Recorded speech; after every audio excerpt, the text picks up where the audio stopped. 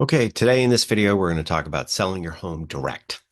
All right, so as just an overview, there are a number of individuals and companies who will buy your house direct. And when we say buying your house direct, what we really mean is not putting your house on the market. But what we're going to talk about here is that idea that you can sell your house direct is super convenient. But by limiting the number of people who are competing for your house, and the types of people that are making the offer here, what we're really going to talk about is the fact that these options are very expensive. And if you're considering this, you should do the due diligence here and make sure that you review them very carefully. So we're going to talk about various ways that you can compare options by talking with people in this space in order to figure out what the home is really worth and how much of a discount you're really offering. So, for those who haven't met me, I'm Matt. I'm the broker owner of Vanderbilt Properties in Massachusetts. I have been selling real estate for 22 years. I'm not an attorney and I'm not a lender, so none of this is legal advice. Everyone comes from different financial situations, and even though what I talk about is generally applicable to everyone, your situation may be different. So, what is home buying direct? There are companies out there that do this.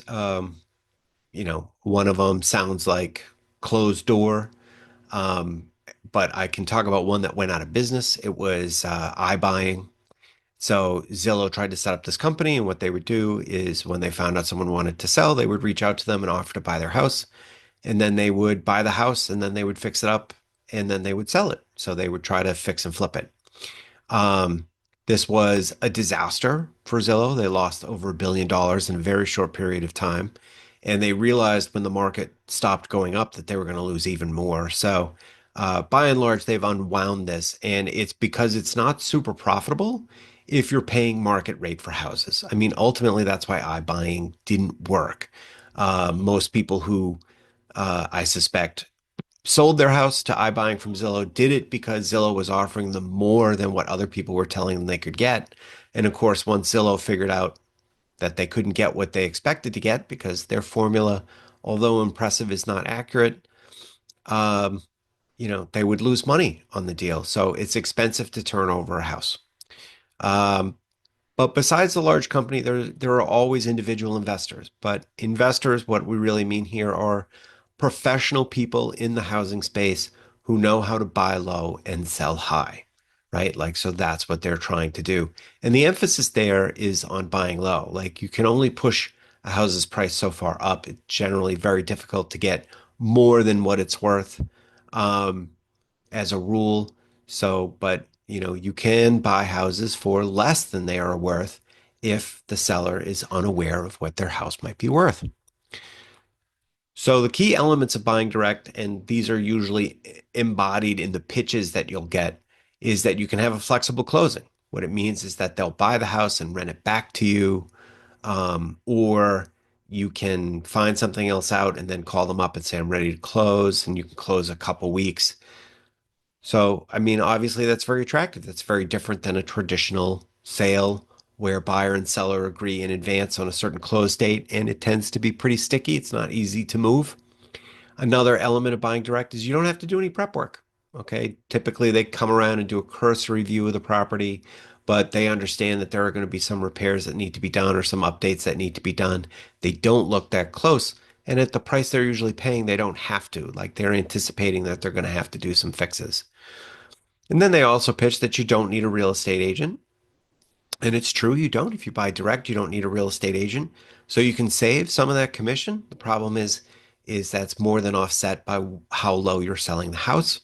And again, just to put it in raw numbers here, typically an investor is looking to buy a property somewhere around 20% below market. And a larger company, the larger the company is, there is, the more overhead that they have to handle. And they're looking to get it at about 30% below market. So again, the last time I was pitched from one of these buy direct companies, they sent me a postcard in the mail telling me that they would buy my house roughly around 30% less than what I felt like I could get for market value at the time. So that's pretty typical. I mean, if your house is five or $600,000, at $600,000, 30% is $200,000 for the convenience of a flexible closing and not fixing some things up. So, I mean, you really don't have to take that kind of discount, if you sell your house. Generally, the best way to get the highest price for it is to bring it to market. That's regardless of condition. It's regardless of whether or not you fix it up. Yes, people fix things when they put houses on the market and they clean them up a little bit to make it show better. That helps them achieve a higher price. But you don't have to do that, right? Like you can just throw it out there and you'll still do better than 30% below market, which is what they're buying it at here. You have to understand that these folks are building in significant margin to fix and flip the house, and their goal is to make usually somewhere between 30 and $60,000 in the flip. Okay, and in order to do that, then they have to buy it quite a bit cheaper than its current market value. So again, a big part of this is about safety. How can you be safe when you're considering these offers? Uh, be cautious of any offer that's under your assessment. Okay, the town valuation that's been put out there. Most houses sell in this market far above their assessed value. Sometimes $100,000 or $150,000 above assessed value. That has to do with the way the market has worked and the amount of the speed at which it's gone up and how slowly town assessments catch up. But anything under that indicates that you may be selling far below assessed value, which or market value, which is not what you want to do. I would definitely recommend that everyone have a market analysis done, a CMA, by at least three real estate agents not affiliated with the buyer. Okay. So if the buyer says, "Oh, I have someone who can come out and do a market analysis for you," well, they could be running an inside game there. You really want to find someone who doesn't know anything about the other buyer. And the more of those competitive market analysis that you have, the more of an idea you'll have about what your house is really worth at market, on the market. And again, don't sign anything without talking to a lawyer first. I have had lawyers call me and say, "We're going to put you in touch with this person who called us. They're thinking about selling direct. The price looks low." You know, so sometimes the lawyers, if they're particularly careful about their clients, they will try to redirect you and make sure that you aren't leaving too much money on the table in order to sell direct. Listen, for most people, your house is your biggest asset. Selling it to someone directly without a competitive process is definitely a way to end up getting shortchanged. And it's not by a little bit. Okay. So you really need to understand how much it's going to cost you for those convenience factors. And a lot of times there are other ways that we can put the house on market and still get those convenience factors. So but the only way to do that is to talk to knowledgeable professionals in your area. Housing demand remains really strong just about everywhere. And so people should not be worried about putting their house on the market in this environment. They will get a very good price for it. So that is today's video. I hope you enjoyed it, and I hope to see you all again soon.